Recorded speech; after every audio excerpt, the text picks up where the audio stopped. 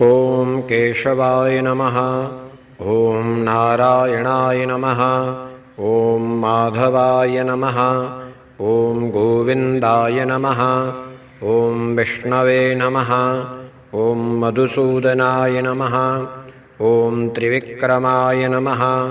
ॐ वामनाय नमः।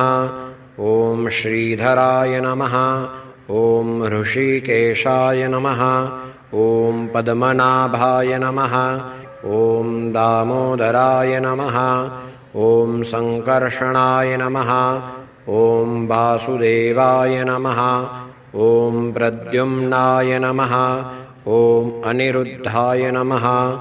ॐ पुरुषोत्तमाय नमः। ॐ अधोक्षजाय नमः। ॐ नारसिंहाय नमः। ॐ अच्युताय नमः। ॐ जनार्दनाय नमः।